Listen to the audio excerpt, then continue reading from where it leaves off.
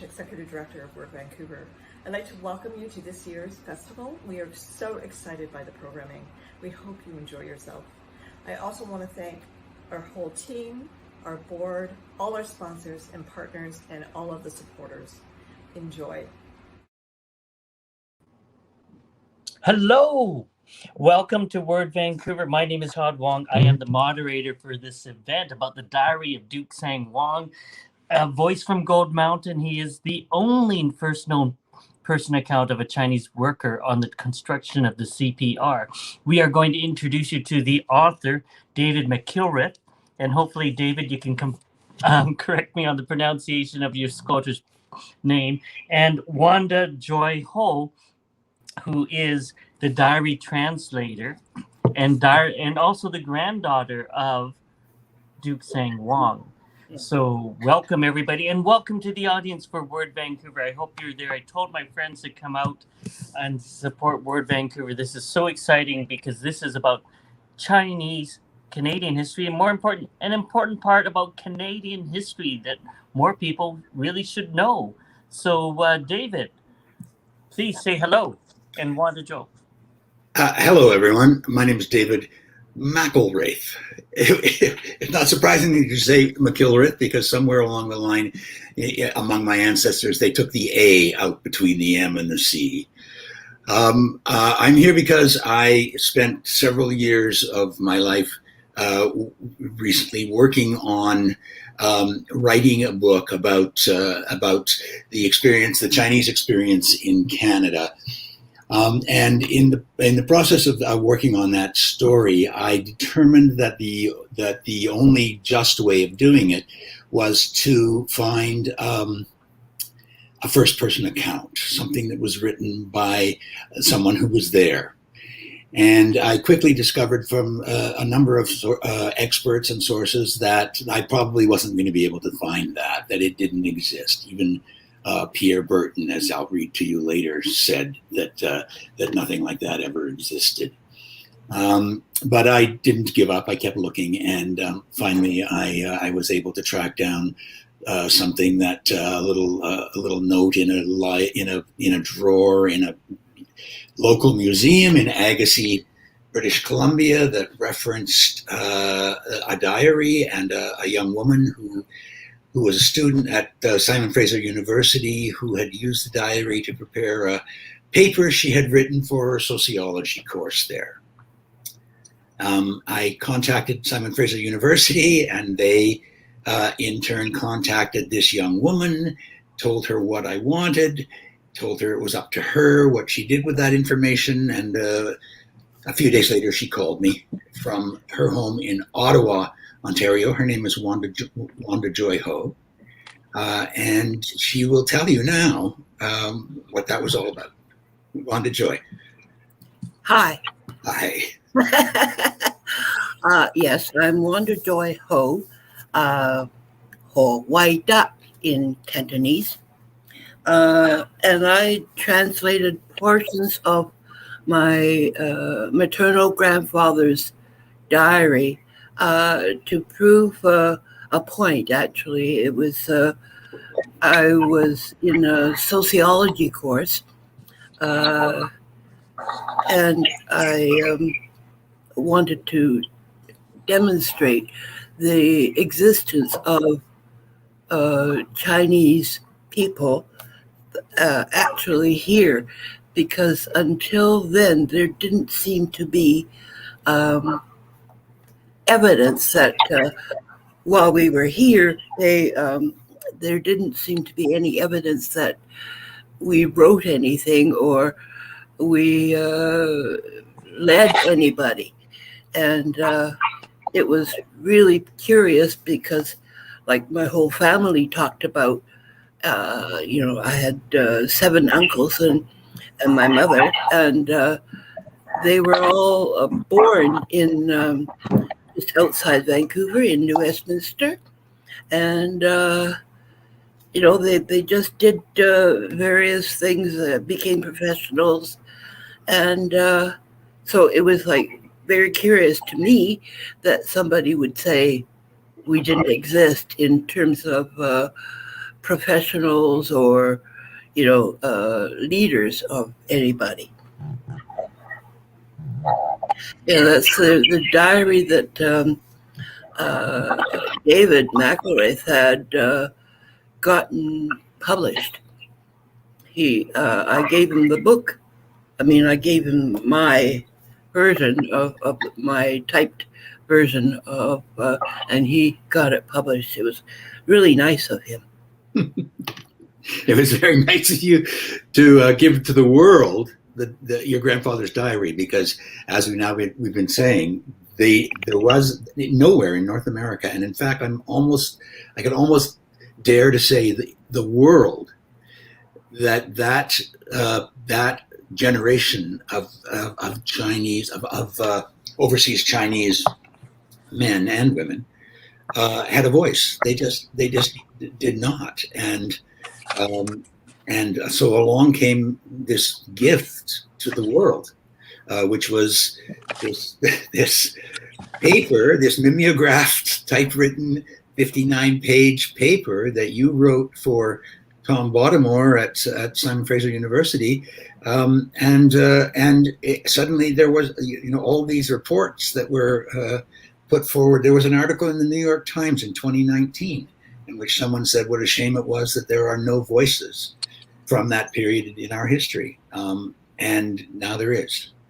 There's also an American writer, Chinese American, that I know of, but I can't quite remember his name. Sorry. It's okay.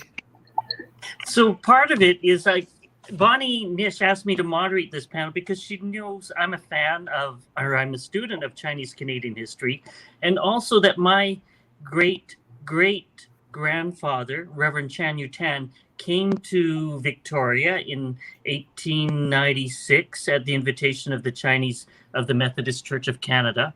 And also my father's father, Wong Hua, came to Victoria at the age of 16 and helped start up a general store in Victoria. So I also have a very, very good friend who is a descendant of Yip Sang, who helped moderate and hire the Chinese workers to work on the railway. So there is a very long history of Chinese pioneers in Canada. And I often organize my event, Gong Hag's Fat Choi, Robbie Burns Chinese Near Dinner, where I can say that the pioneers of BC are really not English and French, but Scottish and Chinese. And here you are, David McIlwraith. And McIlwraith. McIlwraith. That's a good Scottish name, McIlwraith. Yes, and I wonder if our ancestors actually met up, Wanda. Maybe they crossed paths on many different ways, but I think it's a good time now to talk about Dukesang Wong and then read his panel discussion, read his book. So Wanda, what do you know about your grandfather? Our family talked about him quite a bit. My uncles and my grandmother, his wife, and and my mother, his daughter, and the 7 sons, except for 2 of them were already dead before we got around to it.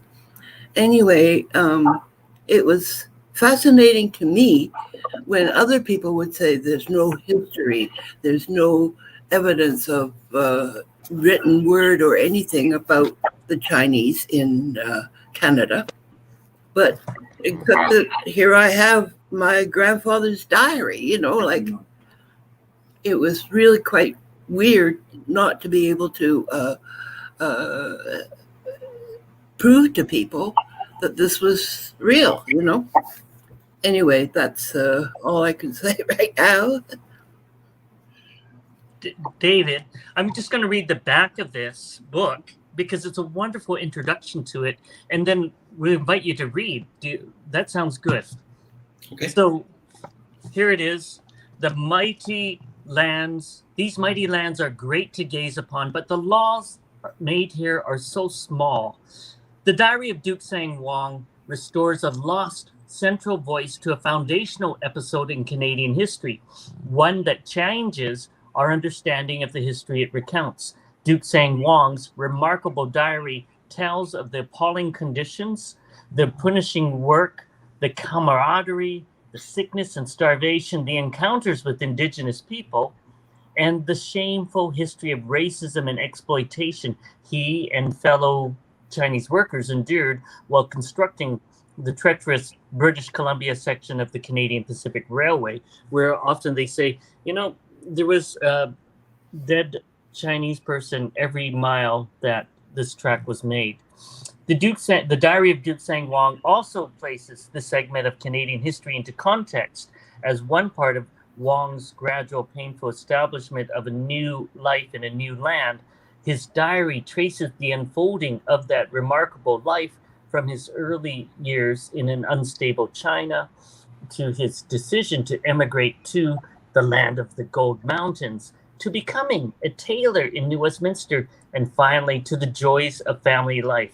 As Judy Fong Bates writes in her introduction, his diaries give him back to his humanity and his individuality. It is a heartbreaking but ultimately hopeful voice that reaches out beyond the century. David, what do you have for us? And I want to hear your voice, and I guess Wanda may be speaking some of her grandfather's diary. Well, that's what I'm hoping will happen. I'll read a bit of the introduction to the book now, and then Wanda, Joy, and I will flip back and forth so that she gets to read some of her grandfather's words. In the spring of the year 1867, in a Chinese village a long day's journey north from the capital city, a local family hosted a banquet. In all likelihood, the regional magistrate, an officer of the imperial court, was given the place of honor at the banquet table. As if his position in the community were not reason enough for the seat of honor, just a few days earlier he had ruled in favor of his host in a land dispute. Though the beginnings of a breakdown in civil order were seen to be spreading throughout China in the aftermath of the Opium Wars and the ongoing rebellions, appointees of the emperor's court were generally treated with deference and respect. The magistrate couldn't possibly have suspected that the food set before him that night would be laced with arsenic and that he would die before the sun rose the next morning. The magistrate's only son was 21 years old that spring. He was deeply affected by his father's death. In the days and weeks following the poisoning, he began to keep a diary, a record of his grief and confusion during a tragic time in his young life. He would continue to keep the diary through tragedy and triumph for 5 more decades. For over 50 years, Dukesang Wong made compelling and eloquent entries in his notebooks, first about his life as a young man in Imperial China, then about the life he went on to live half a world away on a continent he called the land of the Golden Mountains. Little did he know that more than 150 years later, his diary would become the only primary source, the only known voice for thousands of his generation. Wanda Joy, if you could read some of the first of the entries that he makes while he's still in China. Okay.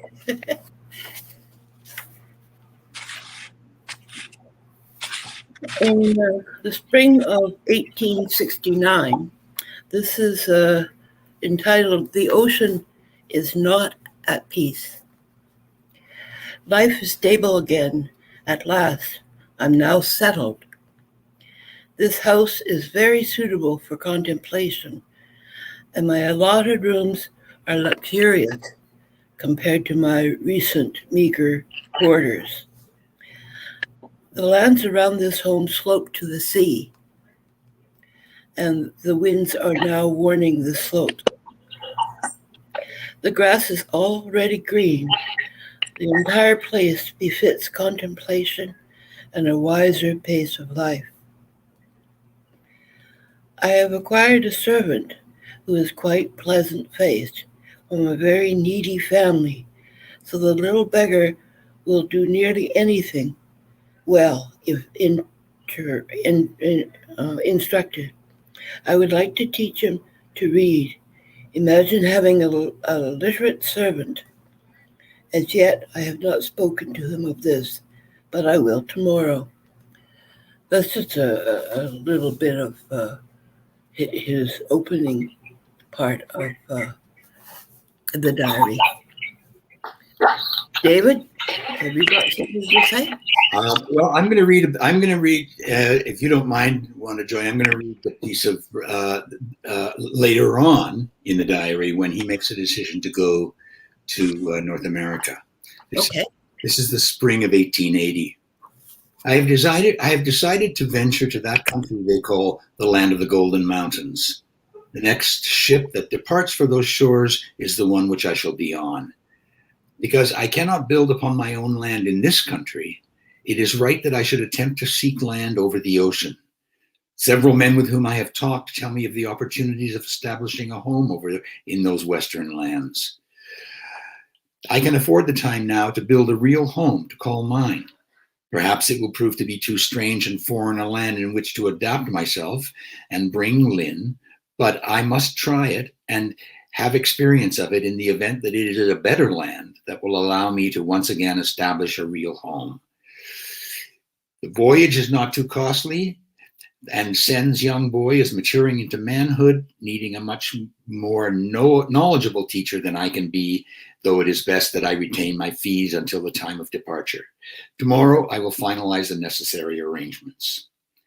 I am heavy-hearted to say farewell to this land of my soul, my father.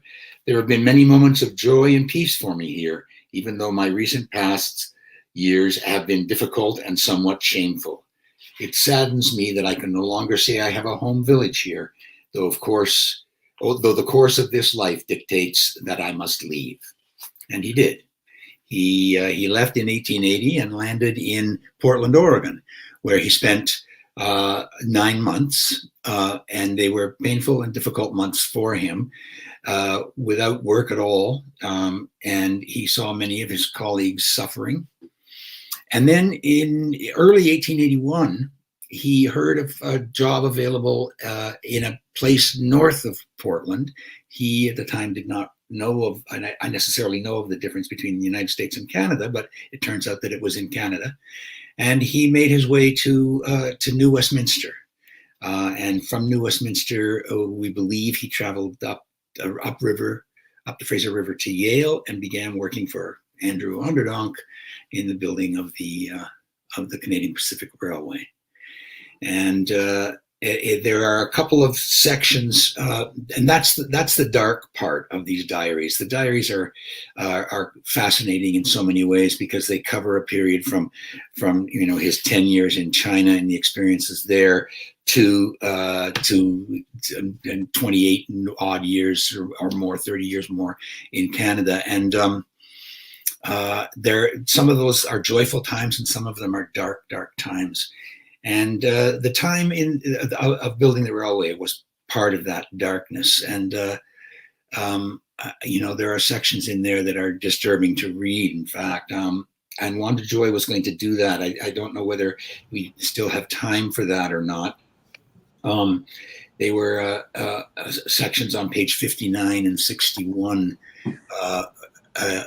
Wanda Joy, do you have those in front of you? Yes. Right. Do you want to try reading that? The early autumn 1883. Is that what you're talking about? Yes. Okay. He writes, or I translate it, my soul cries out, I wish I had never experienced such bad days as those in which we now live. Many of our people have been so very ill for such a long time, and there has been no medicine nor good food to give them. Even the strongest of us are weak without medicine to fight against these diseases, which spread very rapidly. It is such a sorrowful sight. The white doctor has told us the illnesses come from lack of fresh food, but we cannot grow any fresh food, as all of us, including the white people, are moving constantly with the work we have to do. The good doctor has gone to the larger town in search of better food for the very ill, but I'm afraid that the medicines will not arrive here to these poor gutter shelters. I would have liked to accompany him, but my body does not have the strength or desire. You know, he continues on like that for a good many more years, and he was worked for the CPR altogether for 6 years. At the end of which, after so many of his colleagues had been let go by the CPR and ended up starving to death,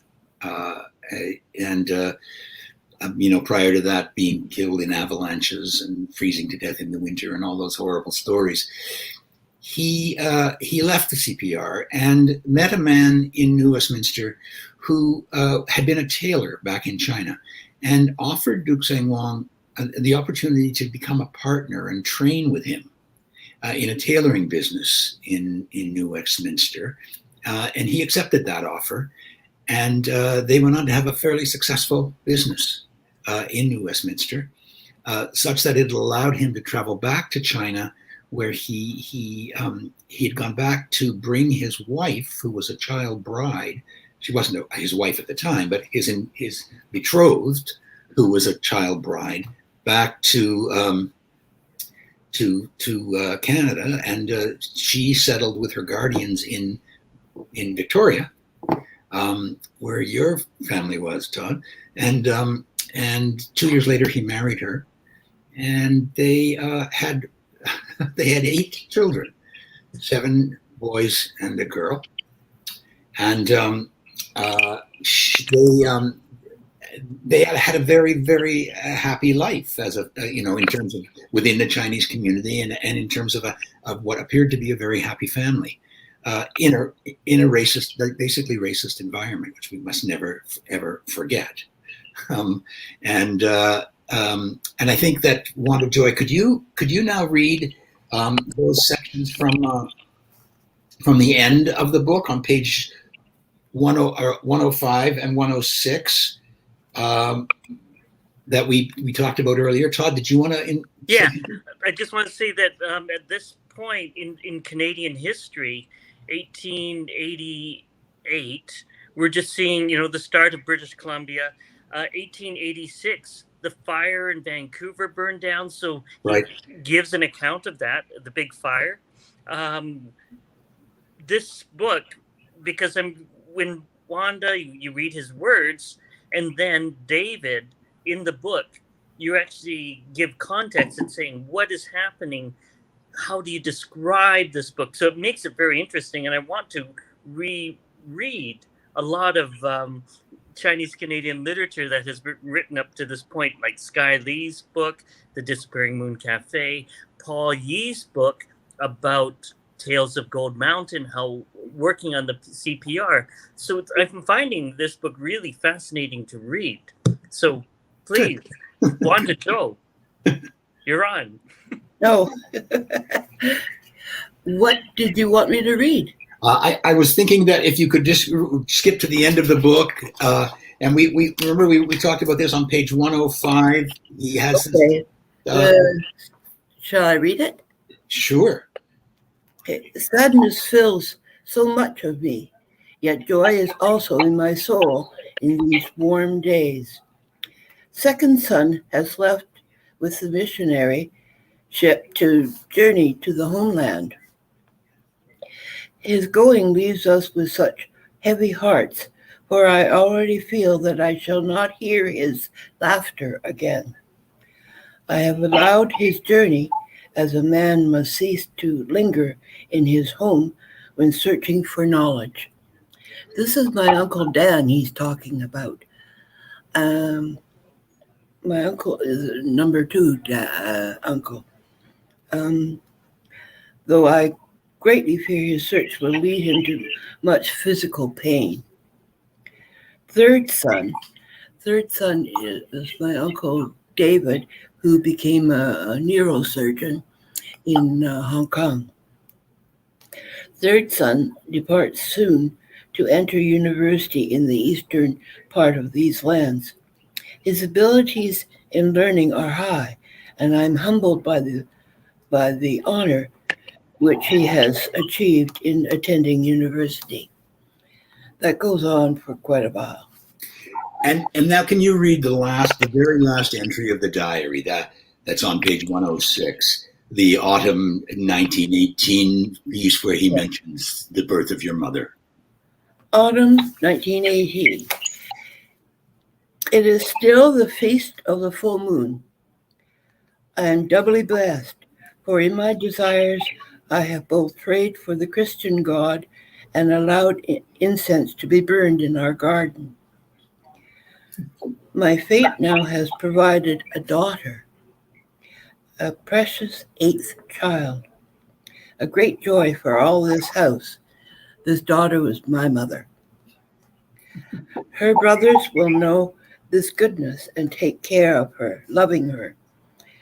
She has come in my old age, a joyous sign, and she will be able to bring me pride, I know. It is good.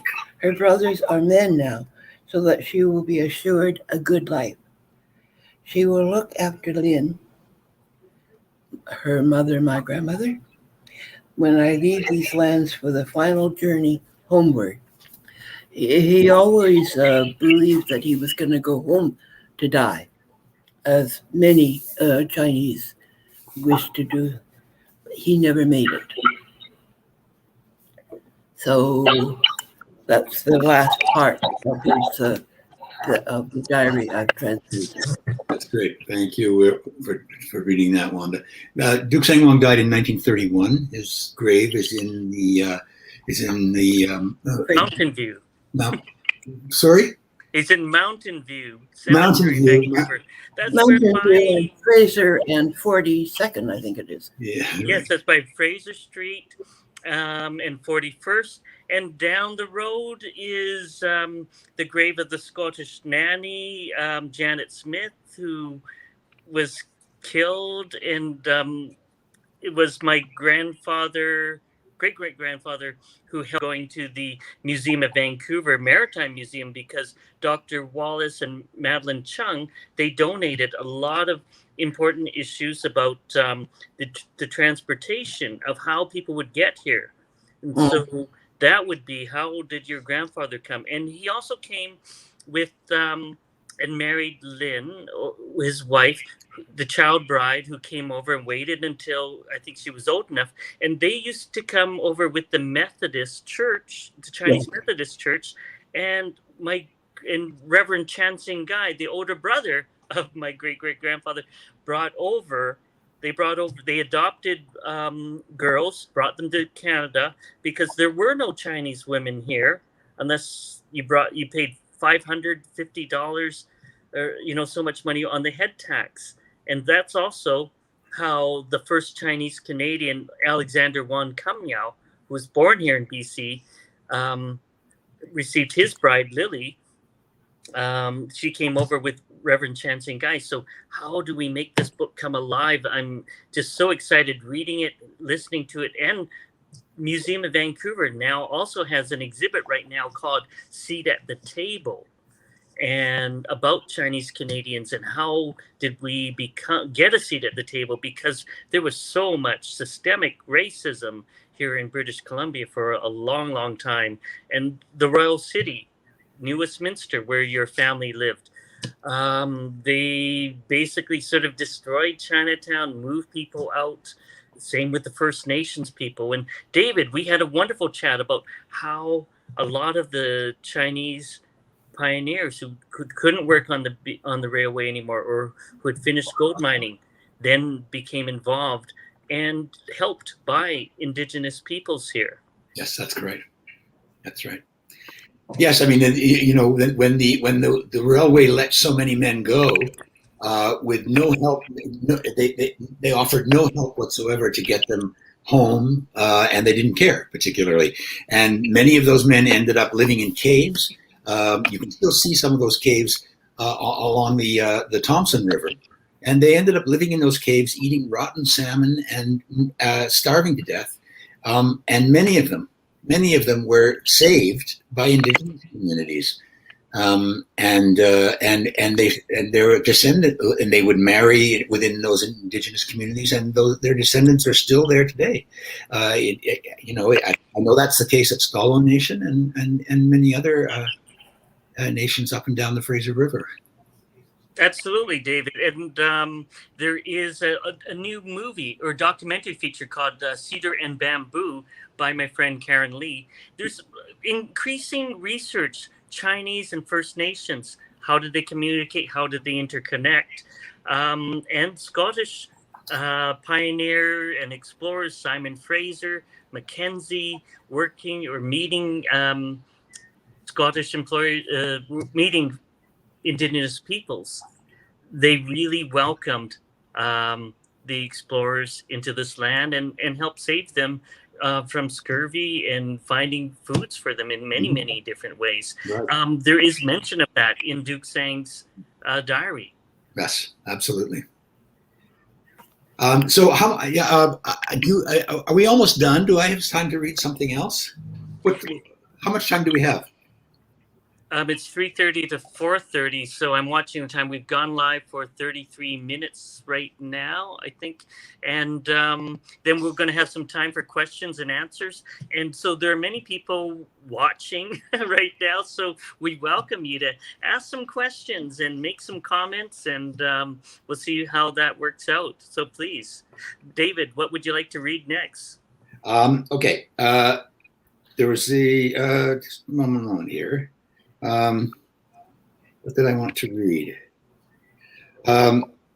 First-person accounts of the Chinese workers who built railways across the North American continent are not supposed to exist. Canadian historian Pierre Burton wrote it. I think I read that already, didn't I? Yeah, you did. I'm sorry. I can't seem to find what I wanted to read. Tell you what, David, why don't you look, and I'm going to ask Wanda Joe some questions about the diary, and what inspired Wanda, what inspired you to write your paper for, I think it was a sociology class, and what has happened, and where is the diary now, and how did you discover it? I found in one of my uncle's papers the Chinese version of the original version of the handwritten diary. And I have, two of my uncles were very well read in Chinese, especially the kind of Chinese that my maternal grandfather wrote, which is quite different from, current Chinese writings. Anyway, because I wanted to show my sociology professor about the Chinese in what they contributed to British Columbia or Canada, because there were so many others that said that the Chinese Canadians did not contribute very much at all because they were illiterate and all, sorts of denigrating comments. Yes, So, and that was about 1968. You were a charter student at SFU. Canada really didn't realize what it is in this modern world until after 1967. We started celebrating our 100th anniversary, and Chinese head tax redress wasn't even an issue. yeah, Canada didn't really see anything for the Japanese Canadians until there was a redress movement in the early 80s. Joy Kagawa wrote Obasan then about the Japanese Canadian experience. We start to see Denise Chong write about the concubine's daughter. And so we didn't really see Asian Canadians writing about Asian Canadian history until the 1980s. So it's very different time. So yeah. you were ahead of your time, Wanda Jo. Well, it's something that I wanted to show. The professor that I wanted to show all this to was a fairly well-known sociologist, Dr. Tom Baltimore, and he's now, well, he's no longer alive, but he returned to England, to Sussex, and I last visited him there, but I can't say very much about him now because I don't know where, he's buried or anything. But it was like very fascinating to me that I could show that that my grandfather was educated and knew writing and knew how to write, and he expressed it all. And my uncles were able to read into tapes for me, and I did the translation. It was a fascinating period for me because this was my actual, maternal grandfather who wrote all this, and it was really nice for me to actually show the professors that they thought that there was no written Chinese stuff. Now, a little while ago, CBC did a TV movie called The Iron Road. I don't know if you guys saw that, but I know, David, I think were hired by CBC to write about and looking at research about Chinese working on the Iron Road. We really don't have a lot of Chinese Canadian role models, but Douglas Jung is certainly one of them, who was the first MP in Canada, became a member of Parliament in the 1950s, went to the United Nations as a Canadian delegate. And Wanda Jo, you also ended up working at UNESCO a while ago. So Chinese Canadians started taking their place in history and in stepping into the 1980s for sure, and certainly into the 21st century. I think this book can help to inspire a lot more research. So David, could you speak to that? And then Wanda, can you tell me about some of maybe your family members who are what is their reaction to this book about the Chinese Canadian history now? David? Oh, sorry. I thought that go ahead. You talk about your does your family know about the book? Oh, yeah. Okay. They sent me several copies. So I sent some of the copies to my, cousins and whatnot. Good. And my brother and, my son and etc. But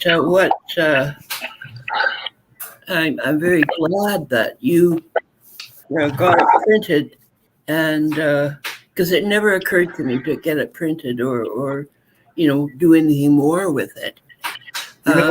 I think it's impossible to understate the importance of this book in terms of Canadian history, and to a limited degree Chinese history as well.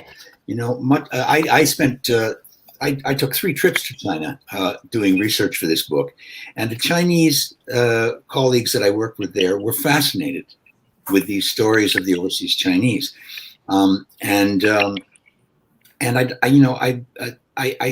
we can't overstate given the fact that up until this book was published, we believed that there were no voices from that period, that there were no first-person accounts, primary sources, and that now there is one, and it's I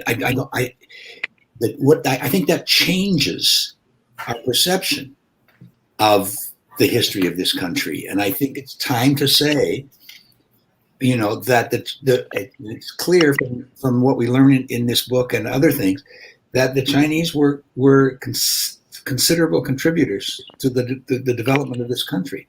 That when we talk about founding nations, China should be in there, absolutely. Yeah. But one of the things is that it is believed that a lot of the Chinese pioneers wrote things and took them back to China. Yes. And so it's also written in the Chinese language. It's Chinese-centric history for them because they didn't feel welcomed in Canada at that point. Right. But there were some the Chinese Benevolent Association, the Wong Association that were here to help support people, the Chinese Methodist Church. David, we talked about that on the phone a little while ago. So they took care of the diary. I think, what happened to the diary? This specific diary or diaries in general? Diaries in general. Okay, and then where's this diary? This is the section that I want to read now for you that I think captures it. In the official stories of nation building on this continent, Chinese Canadians and Chinese Americans have largely been absent. And where they are acknowledged to have played a role, many of the details seemed better left unsaid. Yes, they moved rock out of the paths of rail lines and out of the tunnels of mines. They operated laundries and cut timber. They gutted fish and turned deserts into market gardens. But their stories were only grudgingly woven into the national historical fabric of countries to which they came. It is certainly true that authentic records of any kind are often difficult to find, but pervasive myths tend to dissuade the searcher. Myths like the Chinese were all illiterate, the Chinese didn't keep diaries, their diaries could not have survived the decades, it was all destroyed in the Cultural Revolution in China, and so on. A more accurate explanation for the perceived lack of primary sources might be that the racism and violence directed at Chinese immigrants in the United States and Canada through much of the 19th and 20th centuries included erasing them, both from the landscape and from history. On November the 3rd, 1885, in Tacoma, Washington, 200 Chinese men and women were driven out of the city by a mob of hundreds of upstanding citizens, including the mayor and local judges. These men and women were forced to walk a few miles to a small railway station, spend the night standing in the rain, board a train the next morning, and leave the state. The next day, the homes and businesses of their Chinatown, along with the contents of those buildings, were burned to the ground. Not a door frame remained. The event became known as the Tacoma method, seen as a highly effective way to rid the community of Chinese people. The method was copied in towns and cities spread throughout Western North America. The Chinese were attacked, killed, and driven out of towns up and down the continent. Their Chinatowns were torn down, burned down, and forgotten all the way from California to British Columbia. Their contributions were ignored and dismissed. In both countries, a visit to most of those towns today, which for many years had large and even majority Chinese-born populations, will reveal nothing to remind the visitor that the Chinese were ever there. Is it any wonder that records and personal accounts are hard to find? As a result of these attitudes and actions, the thousands of Chinese who gave their labor and the hundreds who gave their lives to the nation-building projects of North America have been denied their rightful place in its history. Yet, history reveals itself in many and sometimes surprising ways. Time and again, all histories are altered when new evidence appears. And it does appear, despite the efforts to erase it. And it appeared in Joy's paper. Excellent. Thank you very much. And I know that, David, we were talking about you going doing a lot of research up and down the Fraser River. We talked about the town of Lytton having a Chinese-Canadian museum that unfortunately just got burned down this summer during the forest fires. Tragic, eh?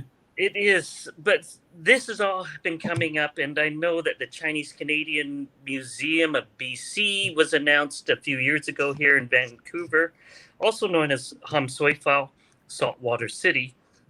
So Dukesang Wong makes reference to Saltwater City. Big Water City was San Francisco, where I think he visited as well. And part of this for the history, we also have to talk about the future. So Wanda Joe, I know your family is probably like mine. We have lots of Scottish surnames in our families. The families of who lived through all that racist time have now intermarried a lot of different ethnic groups. David, you have a daughter. Tell me about your daughter, and then Wanda Joy, please tell me about your family. My wife and I traveled to China in 1998 and adopted our daughter there, and she has been the joy of our lives. And she's 25 years old now, and continues to be the joy of my life. And I think of myself as our family as being a transnational and even transracial family as a result. So and her coming into our lives was a big factor in the drive I felt to write this book and to do this research. And Wanda Joe, you have some mixed race marriages in your family too now? Oh yes, I have 11 first generation cousins. Only 3 or 4 of them married Chinese Canadians. The rest of us married different people, mostly English Canadians, and or white Canadians, and I think my second cousins, my cousins' kids, have all married into, white families or other people. And I myself married an English guy, or English Canadian from Toronto area, with the name of Middleton, Peter Middleton, and but he no longer is among us. He died several years ago. We have a son, Joshua Middleton, and I don't know, various cousins of mine have married and settled all over the place. Like I have one cousin who's in San Francisco. My brother is in Colorado Springs. I have cousins in Hong Kong. I have cousins in London, England, and cousins in New York. And so Wanda, you've been sending them all copies of this book. You've been sending them all copies of this book, and I think we see Joshua, who's been helping you and wandering back and forth in there. It's very similar to my family. We have people all across Canada and the United States who have interracially married, interculturally. And that really is the future of this land. And I'm sure that we're going to see a prime minister one time. Hi, Joshua. There he is. First Nation, Scottish, Irish, Italian, South Asian, Japanese, Canadian, that we can truly embrace everything and that we have lived through so much systemic racism. Yes. It's at first it really, really angered me.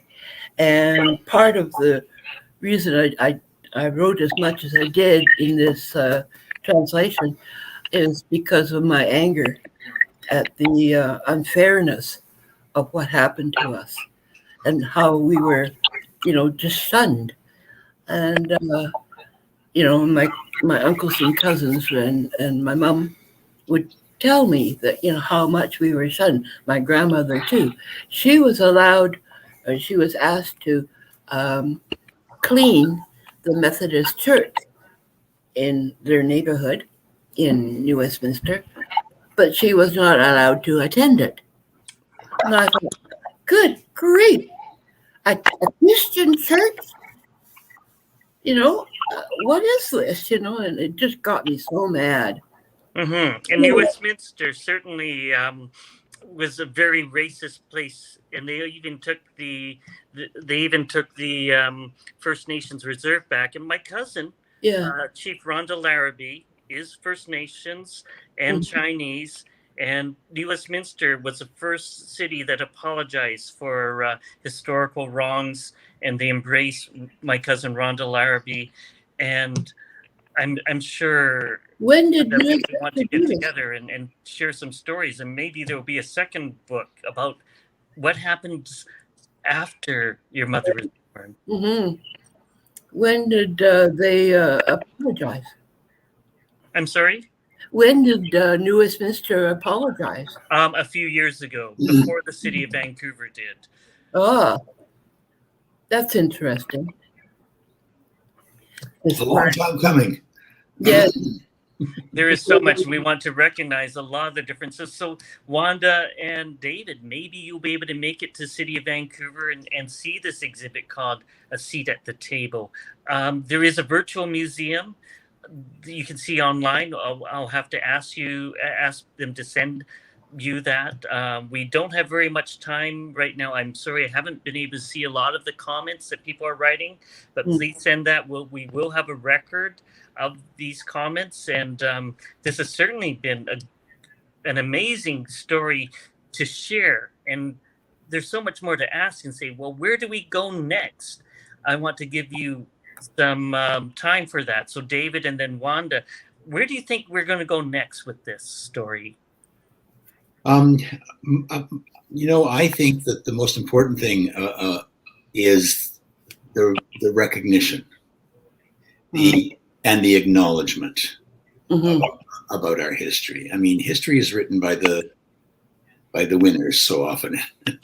That's not a fair way of putting it, but the fact is that until we have Chinese voices, there certainly were books. There are many books actually written about Gold Mountain by Chinese authors, but none of them were there. Their grandfathers were there, and their great grandfathers were there, and they have obviously have knowledge of the experience that the Chinese community had in British Columbia during that time, but they weren't there. And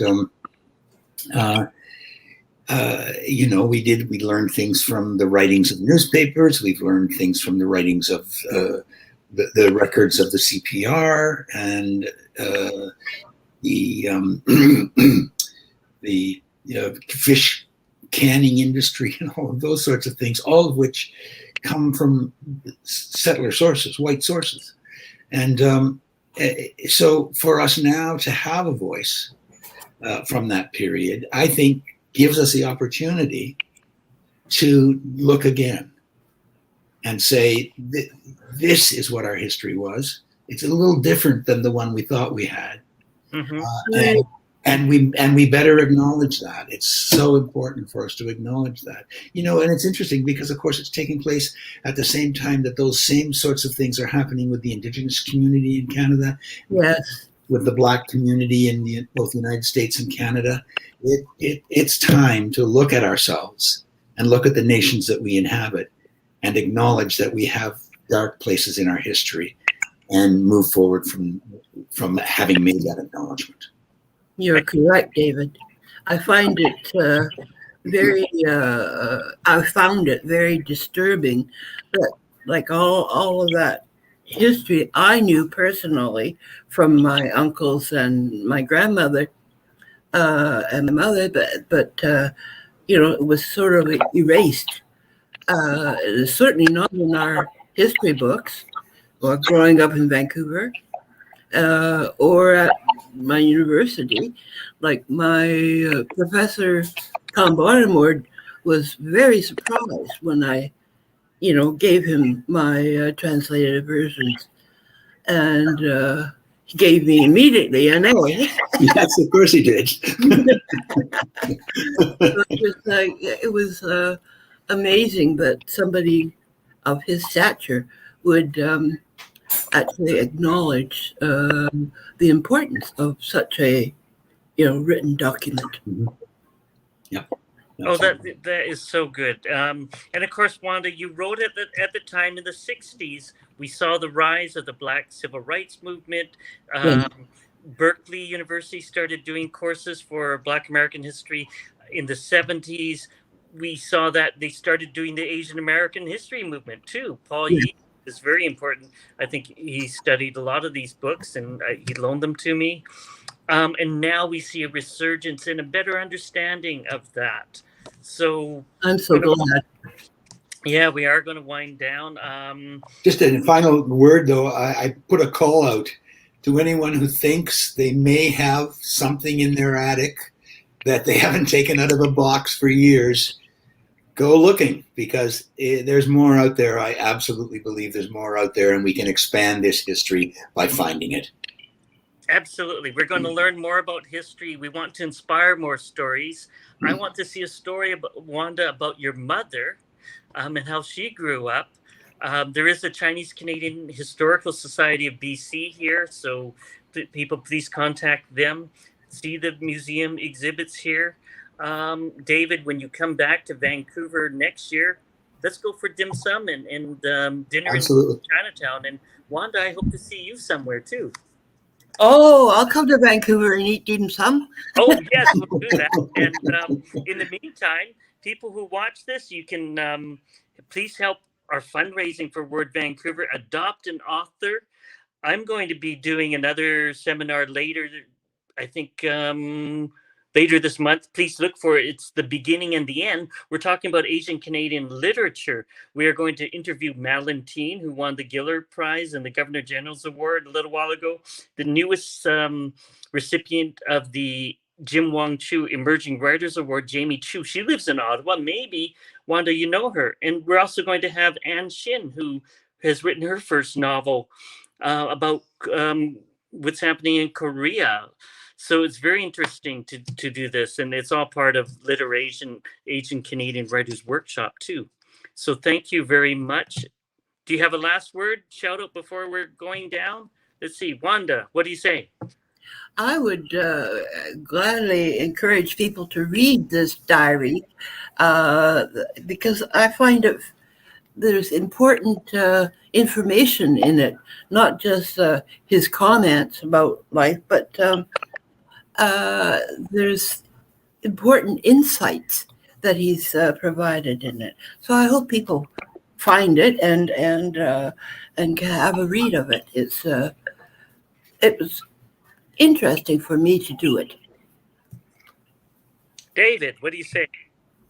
I just want to say hello to all my friends in Vancouver, how much I miss you all and miss Vancouver.